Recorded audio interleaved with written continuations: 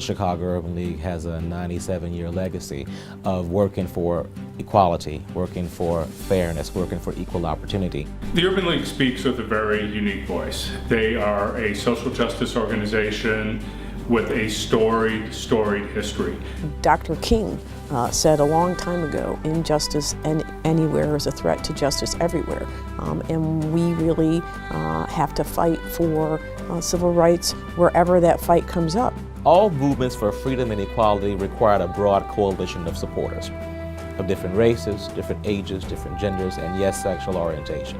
You can't have one group that has civil rights and fight for civil rights and then have another group that you discriminate against. We have LGBT members of the African American community, and the idea that somehow it's someone's issue and not our issue is absolutely absurd. We felt it was important to be there. We felt it was important to be on the right side of history.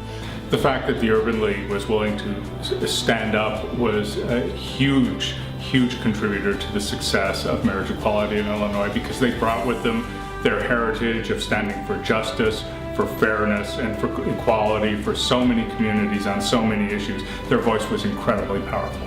Having the Urban League, an organization that's historically fought against discrimination, that's fought for economic justice, standing in the gap, saying this is something that makes sense and that we, like you, believe that discrimination's wrong no matter who it targets, made all the difference in the world. Issues for fairness for the LGBT community are important to the Urban League because they are civil rights issues. The average person in Bronzeville or Chatham or somewhere else who might not necessarily be paying attention to the marriage struggle on a daily basis, when they see, well, the Chicago Urban League supporting this, they might say, well, okay, the Urban League's always been really good on our issues, has always stood up and fought for our communities and fought against discrimination.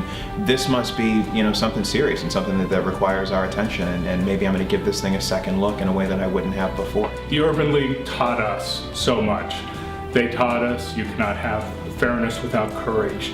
They taught us you cannot have equality without struggle.